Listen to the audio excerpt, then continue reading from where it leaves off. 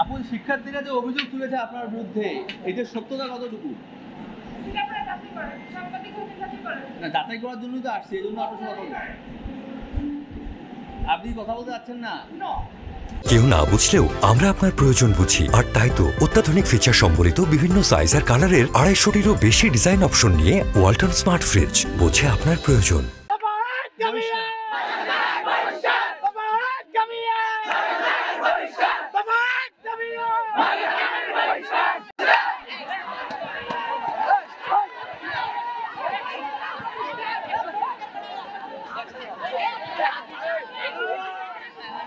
একজন শিক্ষক হিসেবে তার যে আচরণ করা দরকার ছাত্রদের সাথে অথবা শিক্ষকদের সাথে, তার সেই আচরণটা সেটা করে না।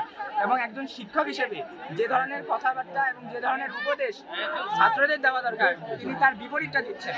অশ্লীল কথাবার্তা, ধর্মকে অবমাননা, নিজের পরিবারকে অবমাননা সহ সব ধরনের খারাপ কথার সাথে সে সংযুক্ত আছে। সে কিচ্ছু পড়ায় না ক্লাসে, আমার স্টুডেন্ট। তারপরে তাকে বুঝাইতে গেলে অপমান করে। আমি 2 দিন অপমান হয়েছিল না, তাকে বুঝাতে যাই। আপনাকেও অপমান করে? হ্যাঁ, ওই যে স্টুডেন্ট মাস্টারকে জুতে দিয়ে মারতে যায়, ক্লাসে যাইতে বলছে জুতে দিয়ে মারতে যায়। কে মারজানা মিমি। এটা তো সবাই জানাজানি হয়, আমার টিচাররা, আমার স্টাফরা, ওরাই আর কি আমার পক্ষ থেকে একটা স্যারকে দরখাস্তি দেয়, মানে জানায় যে এই আমরা গেছিলাম এবং আমরা অলরেডি জুলাই মাস থেকেই কিন্তু আমরা করতেছি। তাকে নিয়ে লিখতেছেন? হ্যাঁ, আমাদের লেখাপড়া আর কি করার কিছু নেই। ডিডির কাছে আবেদন করে স্টেট হেডমাস্টার সহ 2 দিন অফিসে গেছি, 3-4 দিন তাকে রিং করছে।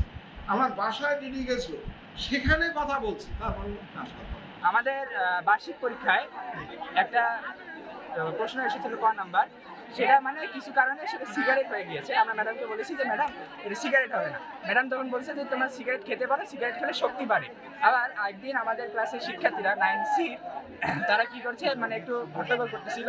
তখন আমাদের অ্যাসিস্ট্যান্ট হেড স্যার জিহাদি স্যার, তিনি এসে বলছেন যে তোমরা হট্টগোল করো না। একজন অ্যাসিস্ট্যান্ট হেড টিচারকে সে বলছে যে আমার শিক্ষার্থীরা, আমি বর্তমানে ক্লাসে আছি, আপনি কোনো কথা বলতে পারবেন না। তিনি কেন এরকম কথা বলবেন? প্যারালাইজ ডিপার্টমেন্ট এই কারণে বললাম যে স্কুলের মঙ্গলের জন্য কেউ উপরে বসে না, তারা তাদের আখের গোছানোর জন্য বসে আছে। সব ওই ভিডিওটাই ডিজিওটাই সব, মানে স্কুলের মঙ্গলের জন্য কোনো কর্মকর্তা উপরে বসে নাই।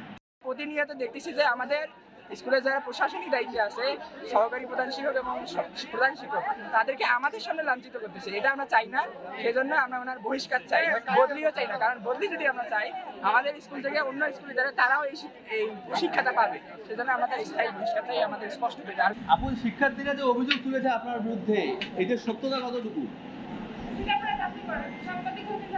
না, যাচাই করার জন্যই তো আসছে, এই জন্য আপনার সাথে কথা বলবো। আপনি কথা বলতে যাচ্ছেন না?